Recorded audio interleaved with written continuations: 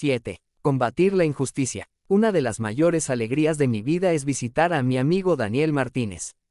En mi libro Una vida sin límites cuento cómo Chris y Patty Martínez, de Long Beach, llevaron a su hijo de 19 meses a una iglesia donde yo daba una charla en 2008.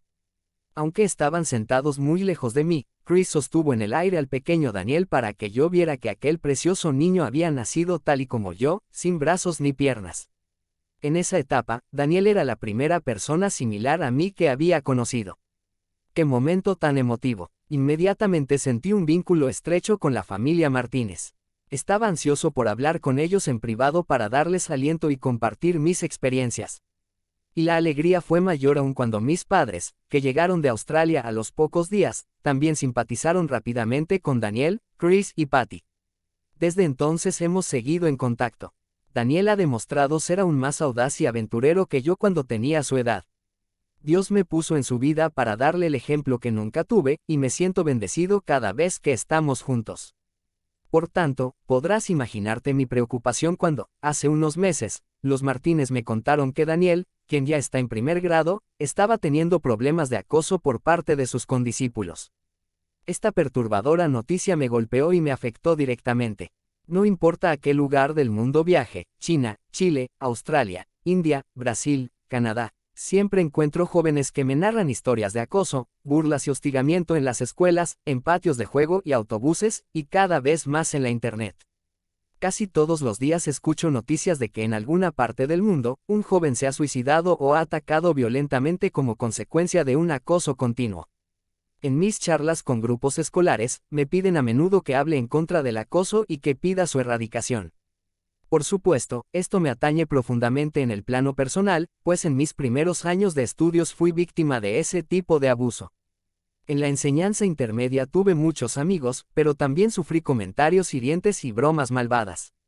Recuerdo a un abusador en particular, un niño de más edad llamado Andrew, quien se ensañó conmigo cuando yo tenía 13 años, y me gritaba insultos cada vez que me veía. No encuentro una forma delicada de reproducir lo que me decía. Día tras día, se me acercaba y gritaba, "Nick no tiene". Es un ejemplo típico de los burdos comentarios que algunos hombres se hacen entre sí, y hasta yo mismo me habría reído si Andrew lo hubiese dicho una sola vez. Pero aquel tipo no se cansaba de hacer burlas. Ya era bastante cruel carecer de brazos ni piernas, como para además tener que aguantar a aquel pajarraco chillón haciendo falsas alusiones sobre mi hombría, en una etapa en que los jóvenes son muy sensibles a este tipo de cosas. Para colmo de males, algunos de sus amigos se sumaban a las mofas, lo cual me hacía sentir aún peor. Y casi nadie hacía nada al respecto, lo cual también me molestaba. Quizás pienses que alguien podría haber silenciado a aquel estúpido, pero nadie lo hizo, lo que me enojaba todavía más. No dejes nunca que un abusador te haga sentir mal contigo mismo.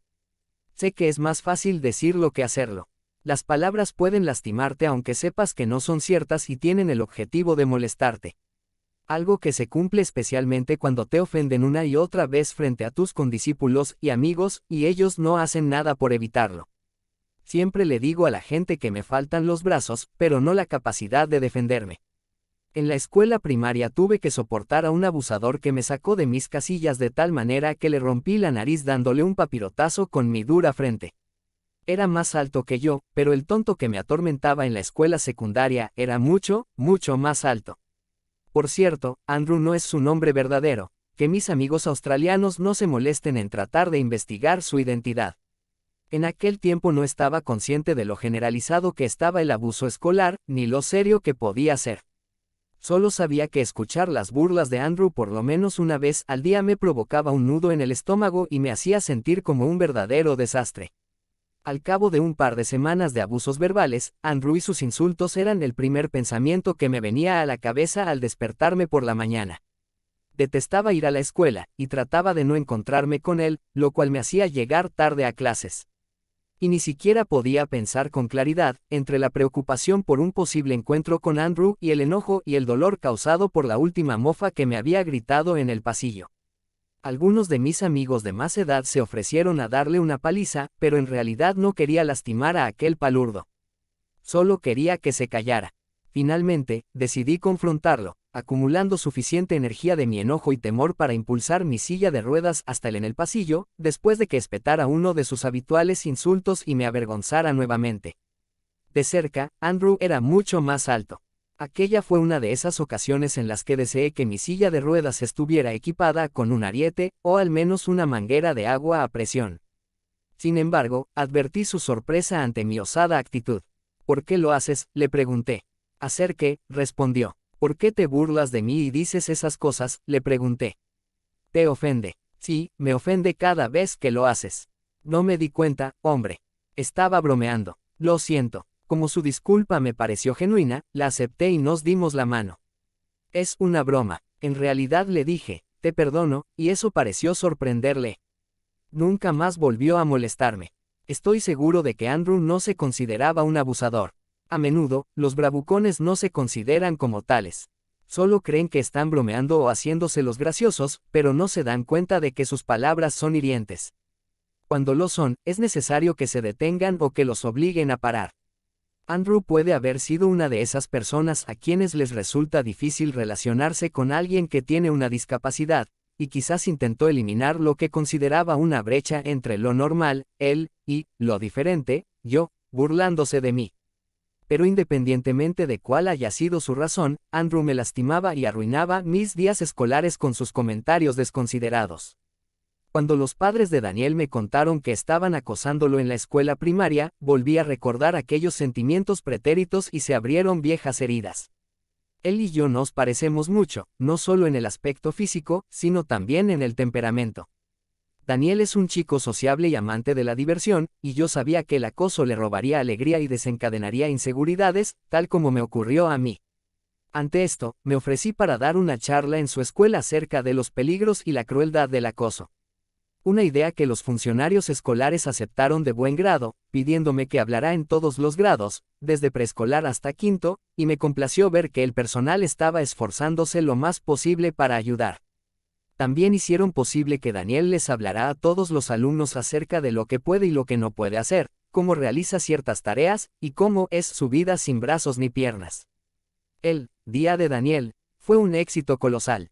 Yo le aclaré a todos los de la escuela que era un buen amigo de Daniel y su mayor impulsor, y que si alguien volvía a abusar de él lo consideraría una ofensa personal. Los exhorté a que fueran compasivos en vez de abusivos. Además, hablé sobre los peligros y la crueldad del acoso desde mi perspectiva individual y global. También me referí al impacto del acoso en sus víctimas, y cómo se puede detectar cuando alguien es sometido a abusos. Finalmente, los exhorté a denunciar y a tomar medidas para eliminar el acoso en sus comunidades. Un problema global. Mis experiencias personales con el acoso no terminaron en la niñez.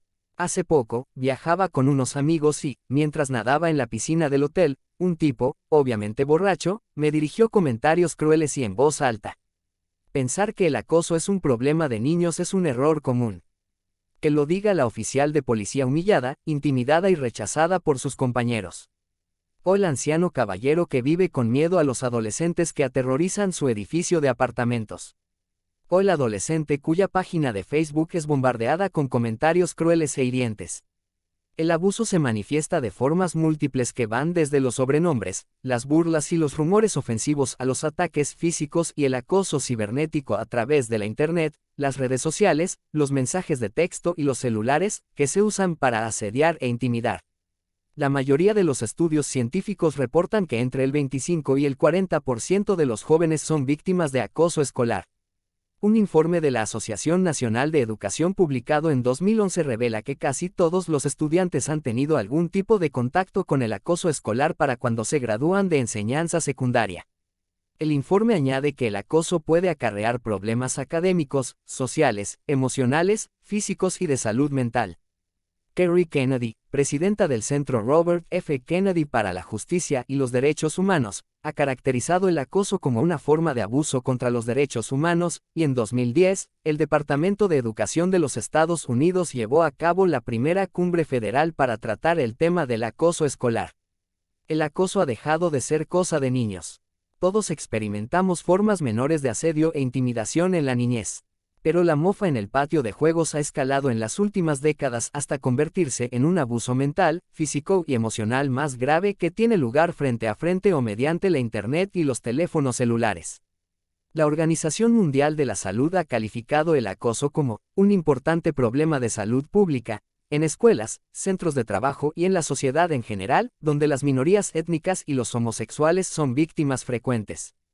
El acoso en el centro de trabajo está tan extendido y puede ser tan dañino como el que existe en las escuelas, y puede consistir en todo tipo de ofensas, desde la intimidación verbal y física hasta la propagación de rumores, el rechazo, la negación de méritos laborales, la traición y el uso de posiciones de liderazgo para imponerse y obligar al empleado a hacer tareas que no son propias de su cargo.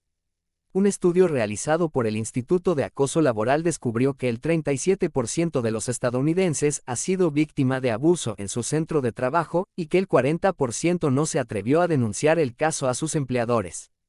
Y entre esas víctimas de acoso, cerca del 50% confronta problemas de salud relacionados con el estrés, como ataques de ansiedad y depresión clínica.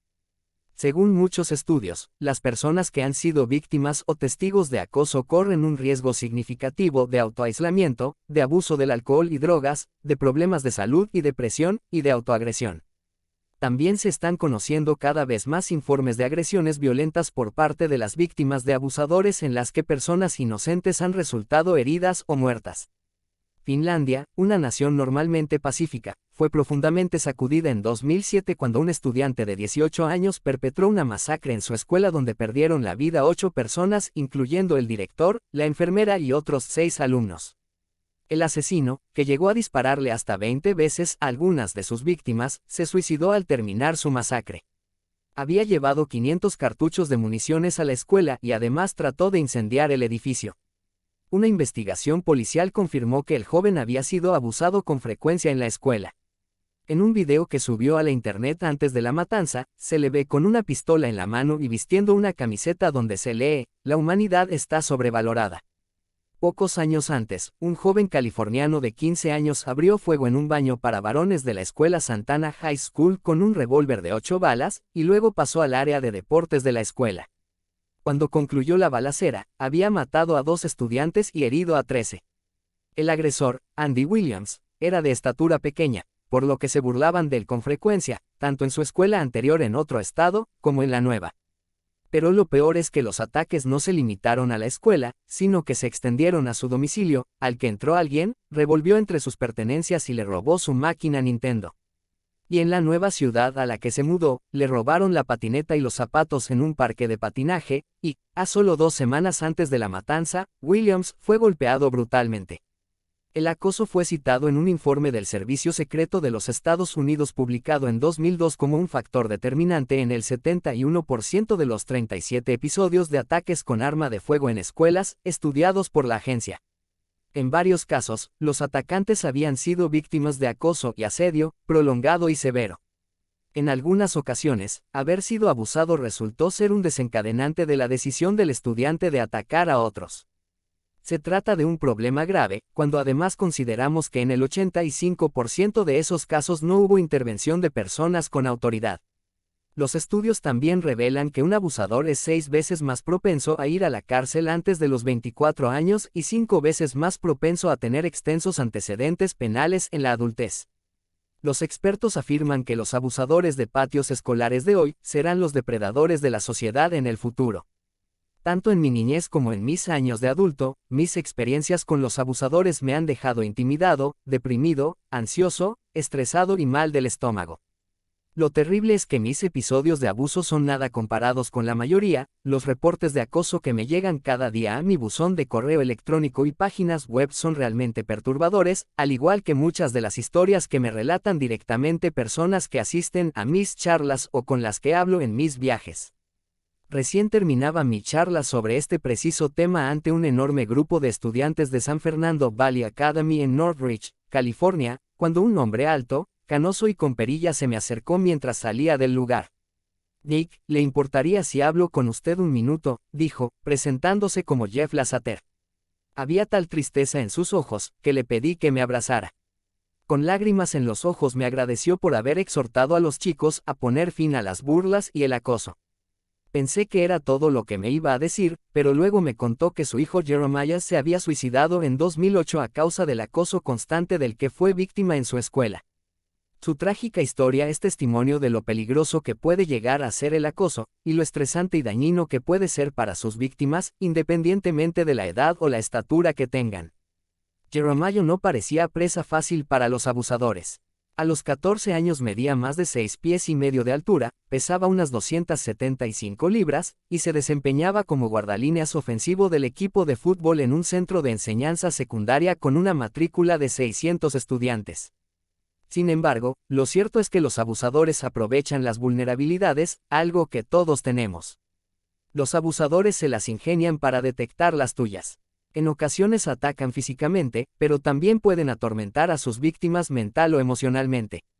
Mis acosadores se burlaban de mí porque era físicamente diferente de los demás.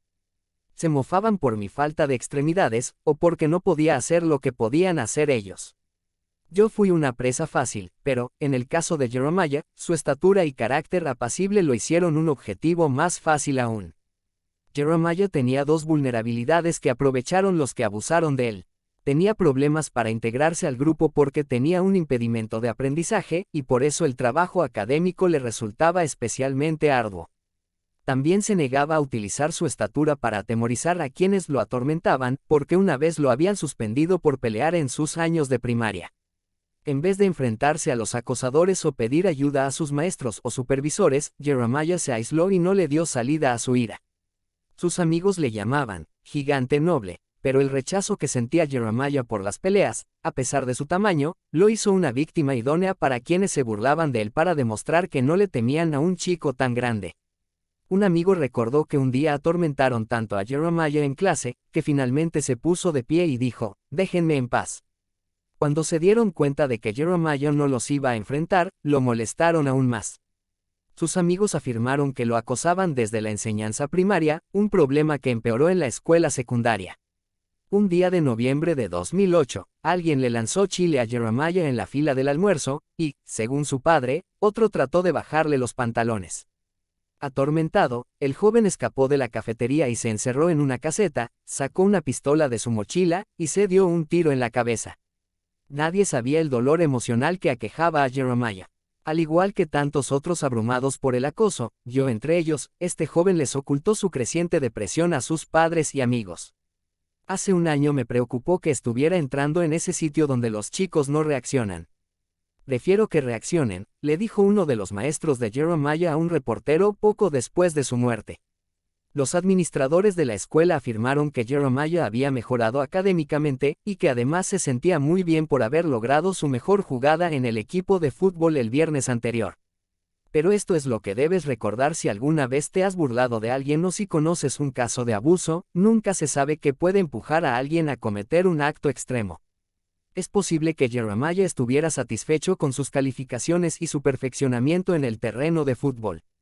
Nunca sabremos por qué decidió quitarse la vida, pero quizás al ver que proseguían los abusos a pesar de lo bien que estaba haciéndolo todo, pensó que sus acosadores jamás iban a dejarlo en paz.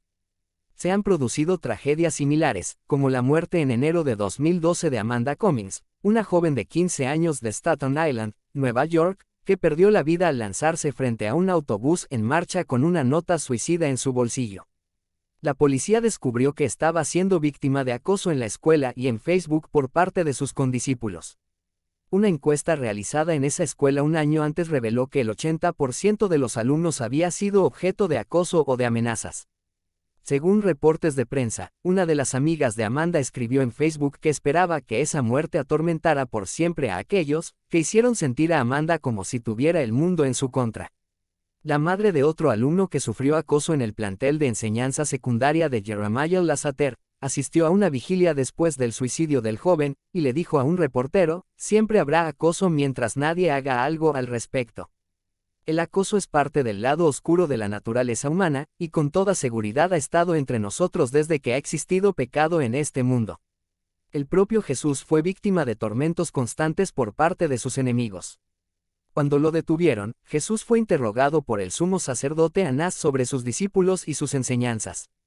Jesús le dijo que siempre había hablado públicamente y que no había hecho nada a ocultas, e invitó a Anás a que le preguntara a quienes lo habían escuchado. Apenas dicho eso, uno de los guardias del templo le dio una bofetada y dijo: «Así contestas al sumo sacerdote».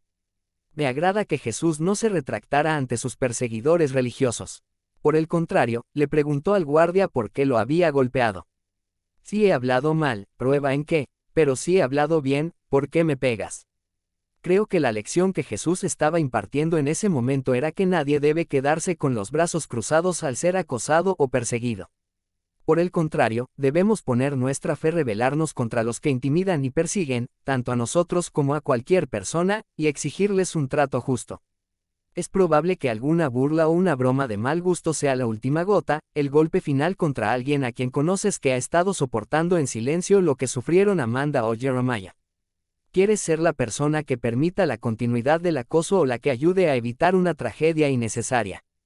Te aconsejo que pongas tu fe en acción y te incorpores al bando de los que se oponen al abuso, las novatadas y otras formas de injusticia como la discriminación racial o sexual, la persecución religiosa y la esclavitud humana.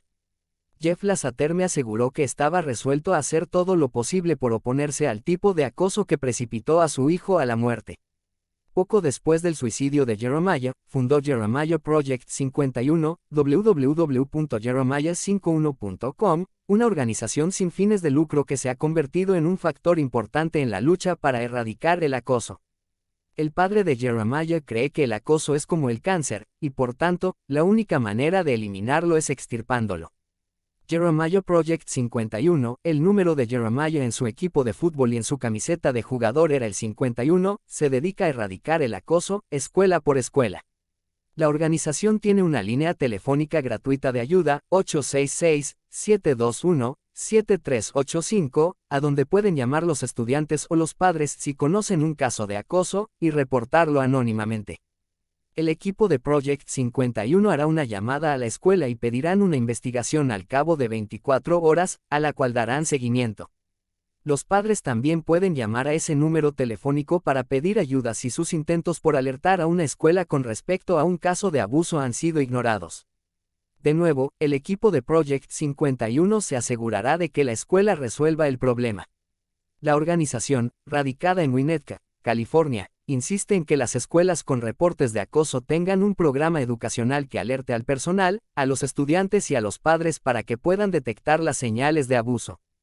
Jeremiah Project 51 también tiene un programa de mentores, para que los alumnos que están siendo acosados cuenten con la ayuda y apoyo de un estudiante de un grado superior en la escuela quien es respaldado por la organización. El compromiso de Project 51 es ayudar a que los estudiantes y padres puedan hacerle frente al acoso, incluso si implica quejarse a las juntas escolares locales. Si nunca has sido víctima de acoso, puedes darte por dichoso. Muy pocas personas pasan por la vida sin un bravucón. Pero hay una gran diferencia entre un simple encuentro con un estúpido malvado y ser víctima de ataques verbales o físicos continuos y maliciosos. Las burlas feas y atormentadoras de Andrew en contra mía solo duraron 2 semanas, Jeremiah sufrió en silencio durante mucho tiempo. A pesar de su estatura y su fuerza, este muchacho soportó un serio hostigamiento y ataques físicos por varios años, según su padre. Su rechazo a enfrentarse con sus antagonistas, y la falta de un grupo de amigos decididos a apoyarlo, solo sirvieron para empeorar las cosas. Ser un buen samaritano. Todos los que padecen largos periodos de hostigamiento, tienden a ser personas solitarias e introvertidas con poca autoestima, más inclinados a huir que a pelear. También es cierto que las personas que pertenecen a minorías étnicas y los que padecen discapacidades físicas y mentales son víctimas frecuentes de acoso sostenido, rechazo y otros tipos de abuso. Cuando era un chico, el acoso no se consideraba un problema serio. Muchos pensaban que era parte de la vida, o algo que todos aprendemos a soportar. Pero el nivel de acoso ha aumentado en el mundo, y hay muertes y vidas dañadas permanentemente por su causa. Si conoces a alguien que pudiera ser objeto de acoso, ya sea un amigo, familiar, condiscípulo o compañero de trabajo, te exhorto a estar alerta y listo a ayudar. Los expertos afirman que entre las señales comunes de que una persona es víctima de acoso están: creciente rechazo a ir a la escuela, al trabajo o a eventos a los que asistan sus compañeros. Rechazo a hablar de los acontecimientos del día al regreso a casa. ropa desgarrada, lesiones sin explicación, pertenencias robadas. Pedir dinero extra para llevar a la escuela. Llevar armas a la escuela. Quejarse de dolores de cabeza, problemas estomacales y nerviosismo antes de salir o al regresar a casa. Quejarse de no poder dormir o tener pesadillas. Crecientes problemas de concentración. Cambios importantes en los hábitos de alimentación, ya sea mayor apetito o inapetencia. Escasa o ninguna interacción con sus compañeros. Autoagresión mediante cortes, arañazos, tricotilomanía u otros medios. Temor aparente a salir de la casa. Escaparse de la casa. Disminución repentina del rendimiento laboral o escolar. Deterioro sin precedentes del estado de ánimo antes de salir y al regreso a casa. Expresiones negativas y autocríticas como, estoy harto de la vida, no soporto más, o, todos me odian. Sé por experiencia que las víctimas de acosadores les ocultan con frecuencia su desasosiego y depresión a familiares y amigos, ya sea por vergüenza o por temor a empeorar la situación. La mayoría no ve una manera de escaparse de quienes les atormentan, lo cual puede llevar a trágicas consecuencias. Esto fue lo que les ocurrió a Jeremiah Lasseter y a Amanda Cummings. Nunca les dije nada a mis padres cuando abusaban de mí, porque no quise irritarlos o ser una carga para ellos. Pensaba que, o debía pasarlo por alto, o tomar medidas por mi cuenta. Las víctimas de acoso necesitan ayuda. Aunque tal vez no la pidan, agradecerán cualquier esfuerzo silencioso para aliviar la situación. Uno de los factores que me afectó más en mis encuentros con Andrew, mi némesis, fue la falta de compasión de los condiscípulos que presenciaron sus ataques verbales sin hacer nada por ayudarme. Me complace haber podido enfrentar finalmente a Andrew, y estoy aún más agradecido porque decidiera dejar de molestarme. Pero me he preguntado con frecuencia dónde estaban los buenos samaritanos en esos tiempos. La Biblia dice que en cierta ocasión, un experto en leyes quiso poner a prueba a Jesús y le preguntó, Maestro, ¿qué he de hacer para tener en herencia la vida eterna? Jesús le preguntó qué estaba escrito en la ley. Amarás al Señor tu Dios, con todo tu corazón, con toda tu alma, con todas tus fuerzas, y con toda tu mente, respondió el experto. Y a tu prójimo como a ti mismo. El legista entonces preguntó a Jesús, ¿y quién es mi prójimo? A manera de respuesta, Jesús le contó la conocida historia del buen samaritano, en la cual un viajero es asaltado, golpeado y dejado por muerto en el camino de Jerusalén a Jericó. 2 transeúntes pasaron junto a él sin ofrecerle ayuda, pero un tercero, procedente de Samaria, lo socorrió. El samaritano le vendó las heridas, lo subió a su propio burro, lo llevó a una posada y cuidó de él. Al día siguiente, antes de marcharse, el samaritano le dio 2 denarios al posadero, y prometió cubrir a su regreso cualquier otro gasto en que incurriera su protegido. Al término del relato, Jesús le preguntó al legista cuál de los 3 transeúntes pensaba que era el prójimo de la víctima del asalto. El hombre le respondió, el que tuvo misericordia de él. A lo que Jesús contestó, vete y haz tú lo mismo. Yo te invito a que tú también lo hagas. La Biblia también nos señala, y lo que queráis que os hagan los hombres, hacedselo vosotros igualmente. Un precepto que se conoce como regla de oro, y uno de los principios más básicos de la vida cristiana, en perfecta correspondencia con el mandamiento, ama a tu prójimo como a ti mismo, y con la certeza de que tal y como tratemos a los demás, así nos tratará Dios. La fe en acción contra el acoso. Dios quiere que vayamos por la senda correcta, y esto incluye no dejar que otra persona sufra si podemos ayudarla. El viajero al que encontró el buen samaritano había sido víctima de abuso, maltratos y robo. Jesús fue bien claro al señalar lo que Él espera que hagamos si encontramos a alguien en tal situación. Como hijos de Dios que somos, se espera que nos ayudemos los unos a los otros. Quedarse con los brazos cruzados ante una persona que está siendo acosada, empujada, ridiculizada y marginada no es un comportamiento cristiano, ni tampoco humano. Muchas personas no permiten que un animal sea tratado así, mucho menos un ser humano. El buen samaritano no solo ofreció palabras de aliento, interrumpió su viaje, curó las heridas del golpeado, lo llevó a un lugar seguro, y garantizó que se le cuidara hasta que se recuperase totalmente. La Biblia no ofrece descripción alguna del viajero asaltado, y creo que esto se debe a que Jesús quiere que seamos buenos samaritanos con los necesitados, sean o no iguales a nosotros. Con esto en mente, te exhorto a ayudar a todo aquel que creas que pueda ser objeto de acoso. Puedes ayudarlo sin ponerte tú mismo en peligro. Si temes por tu propia seguridad, recurre a un maestro, administrador, jefe, agente de seguridad o profesional del orden público confiable, proporciónale la información y pídele que intervenga. Como en los últimos años el acoso ha tenido como consecuencia tanta violencia en las escuelas y los centros de trabajo, tu preocupación será tomada en serio. Cada caso es diferente, y cada persona abusada tiene capacidades únicas para enfrentar o no el acoso. La mayoría de los expertos advierten que se deben evitar las confrontaciones físicas si es posible. Incluso si sales vencedor en una pelea contra un abusador, eso no garantiza que acaben tus problemas. Estos son los pasos que se recomiendan generalmente. Documenta el comportamiento del abusador asegurándote de que haya testigos, incluyendo personas con autoridad como maestros, supervisores, personal de seguridad, fuerzas locales del orden o del Departamento de Recursos Humanos de tu empleador. En presencia de testigos favorables, pídele al abusador que deje de acosarte. Lleva registro de los episodios de acoso con fecha, hora y lugar, para que puedas demostrar un patrón de repetición. En cada ocasión, anota cómo el abusador te afectó física, mental y emocionalmente. Si esa misma persona abusa de otros, pídeles a ellos que lleven sus propios registros. Acoso cibernético y burlas en mensajes de texto. Existe otra forma de acoso que ha adquirido predominio con la creciente popularidad de la comunicación por Internet y los mensajes de texto en los teléfonos celulares. Se conoce generalmente con el término cyberbullying, ciberacoso o acoso cibernético. Aunque la persona responsable del acto intimidatorio no está presente, esta forma de hostigamiento es tan dañina como las demás.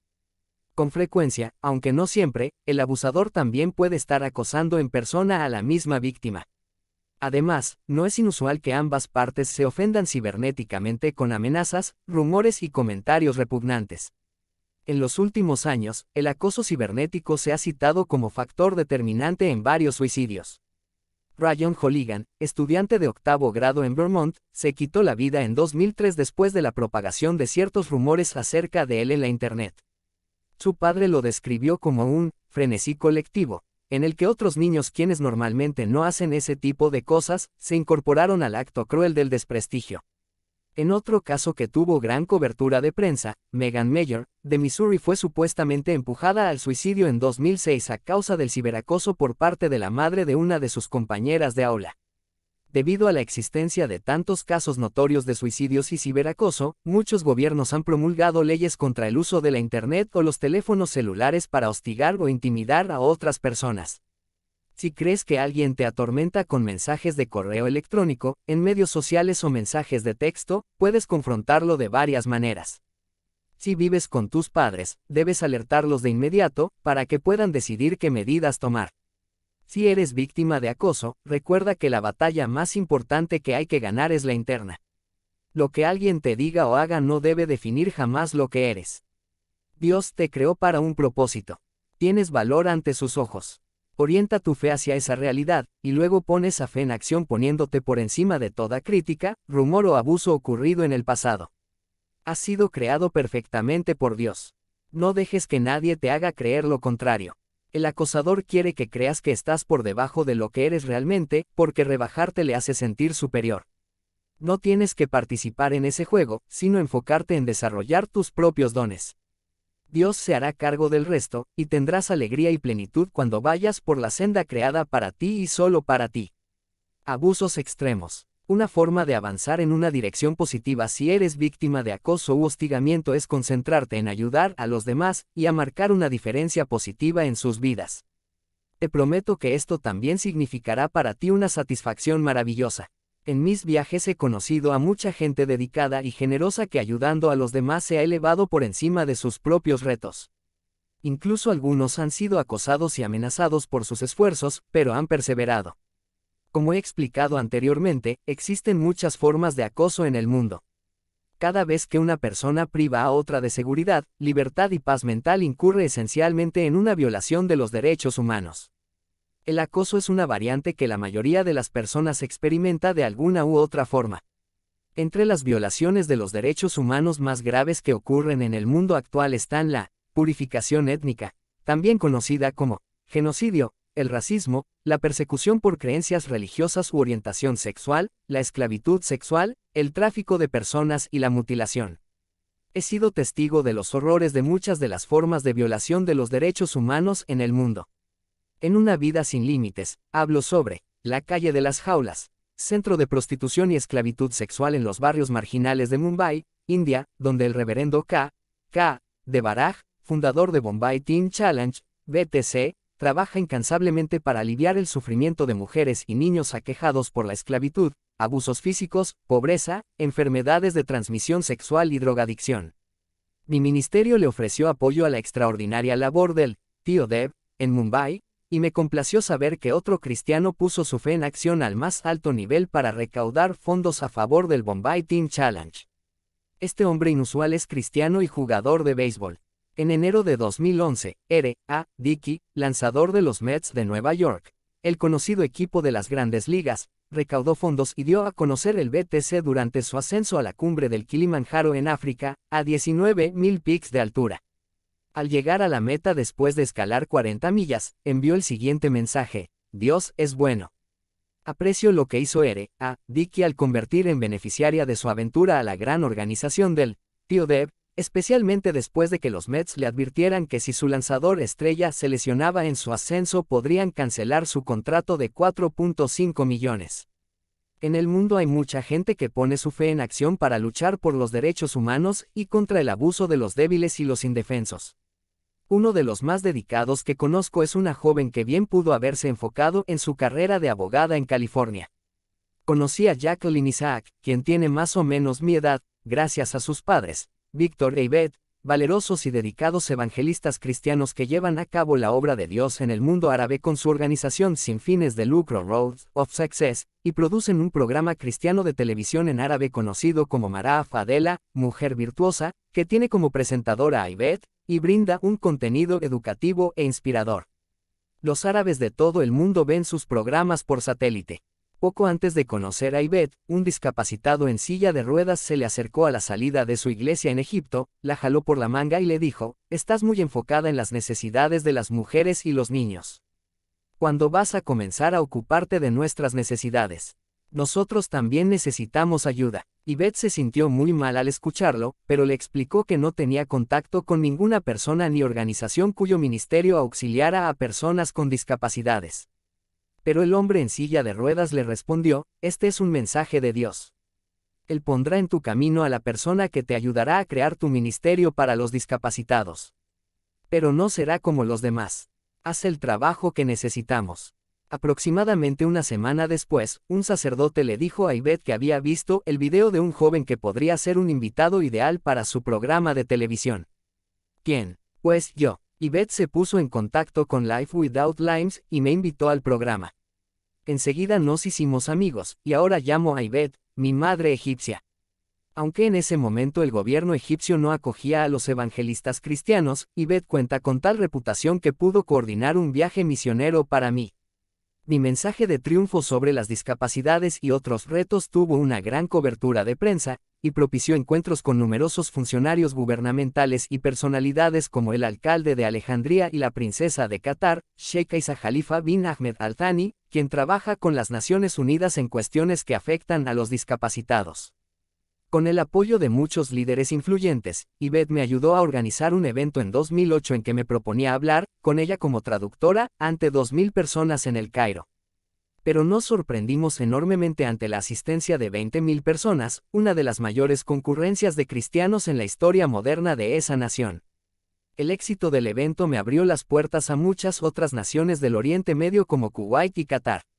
La familia Isaac me ha acogido con cariño y apoyan mi trabajo a favor de los discapacitados del mundo. Hacen tantas cosas buenas que me resulta difícil corresponderles con las mías. También trabajan activamente para eliminar en esa parte del mundo las tradiciones que violan los derechos humanos, obstaculizan la educación, ponen en peligro la salud y oprimen y dañan a la mujer. Además de su ministerio por televisión e internet, promueven conciertos cristianos y eventos evangélicos, patrocinan viajes misioneros y realizan iniciativas de oración. Jacqueline Isaac, mi segunda hermana extraoficial, es en la actualidad una personalidad de importancia internacional por méritos propios. Vivió en California hasta los 13 años, cuando su vida cambió inusitadamente, de una existencia típica de adolescente estadounidense construida en torno a la escuela, los amigos, la iglesia y el entretenimiento. Cuando tenía 13 años, llegué a casa una noche y encontré a mi abuela muerta en el suelo. Era toda mi vida. Ayudó en mi crianza, dormía cada noche cerca de ella, y fue siempre la persona a quien confiaba todos mis secretos. Quedé conmocionada. Me sentí tan aterrada, impactada y enojada, que culpé a Dios de su muerte, me contó Jacqueline en cierta ocasión. La adolescente no se había recuperado aún de la muerte de su abuela, cuando sus padres le dieron otra noticia mucho más traumatizante. Habían decidido mudarse a Egipto, donde proseguirían su trabajo como evangelistas cristianos. Perdí a mi abuela, mi vida habitual y todo a lo que estaba acostumbrada. Entonces dejé de tener fe en la vida y en Dios. Solía sentarme sola en mi habitación y gritar, Dios, si estás ahí, ¿por qué te llevas todo lo que conozco y amo? Mirando atrás, Jacqueline se da cuenta ahora que en ese momento no comprendió que Dios tenía un plan mucho más ambicioso de lo que podía imaginarse para su vida.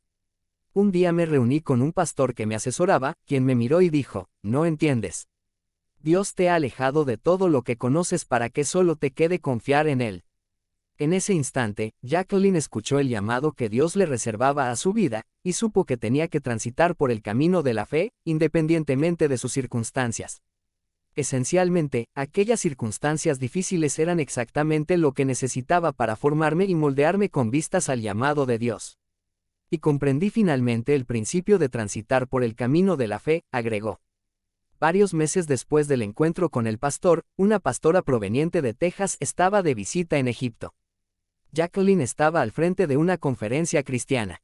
Después del sermón de la religiosa tejana, se llevó a cabo un segmento de oración en el que ésta se acercó a Jacqueline y le dijo, jovencita, Dios te ha llamado para cumplir un alto propósito. Te veo viajando por el mundo. Volverás a los Estados Unidos, pero siempre regresarás a Egipto. Veo que regresarás a Egipto muchas veces, y liberarás a las mujeres y al pueblo de la opresión. Te veo hablando con personas de gran autoridad y con importantes líderes del país. Cuando les hables te escucharán, y Dios te ungirá y favorecerá. Y te preguntarás, ¿quién soy yo para tener el honor de hablarle a esta gente? Jacqueline se sintió conmovida y humilde a la vez, al darse cuenta de que aquellas palabras eran un regalo de Dios.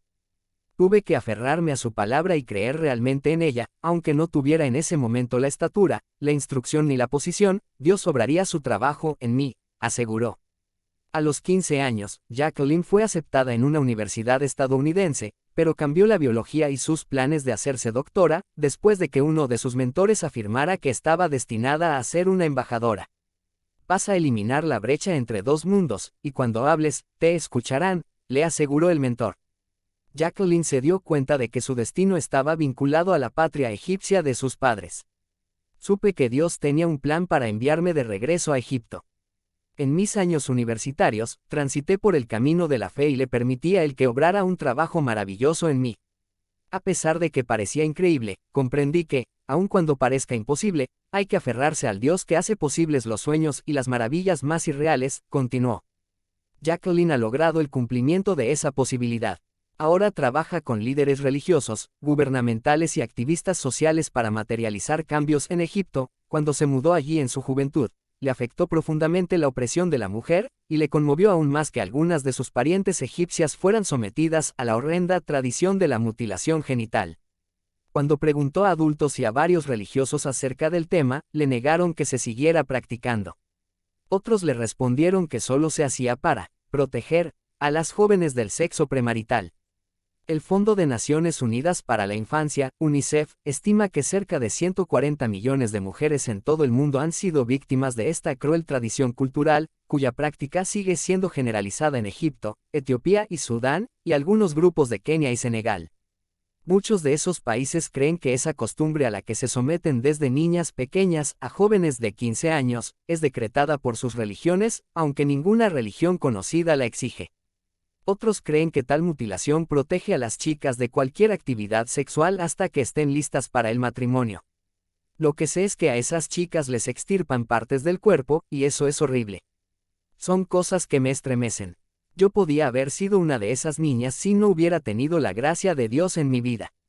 He sido suficientemente bendecida de ser egipcia estadounidense, y siento la obligación de ayudar a que las mujeres de mi país comprendan sus derechos y libertades, afirmó Jackie.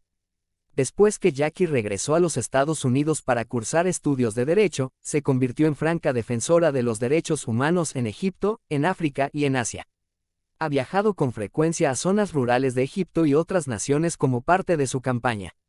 En muchas ocasiones, los líderes religiosos y comunitarios tratan de ocultar o mentir acerca de esas prácticas, incluso cuando las jóvenes están siendo mutiladas en secreto. Cuando se enteró de que un clérigo les decía a las madres de su congregación que debían practicarle la ablación a sus hijas, Jackie lo confrontó. El clérigo le dijo, es mejor cortarse el brazo derecho que arder con todo el cuerpo en el infierno. O sea, que sería mejor que a esas chicas les mutilaran el cuerpo que correr el riesgo de las relaciones sexuales antes del matrimonio. Como los médicos y los hospitales se niegan a realizar ese procedimiento ilegal, se practica a veces en barberías, o lo hacen comadronas o religiosos, y con frecuencia tiene como resultado infecciones, hemorragias internas y otros problemas médicos a largo plazo. Mi amiga sabe que corre peligro al pronunciarse contra esta y otras prácticas abusivas, pero cree que es necesario poner su fe en acción a favor de mujeres y niñas en las naciones donde son oprimidas y victimizadas. En una ocasión viajaba en un auto con un médico y pastor para hablarles a 300 hombres en una aldea, y mi corazón iba latiendo a 100 millas por hora. Él también estaba petrificado. Sabíamos que pondrían resistencia, por lo que le recé a Dios, pidiéndole a él que me revelara lo que debía decirles a aquellos hombres, quienes no tenían ni idea del tema que iba a tratar. Tenía miedo de que atentaran contra mi vida cuando les dijera que la mutilación genital era malvada y peligrosa, recordó. Jackie cree que la oración es la herramienta para vencer todo temor que pueda surgir cuando pones tu fe en acción para detener la opresión.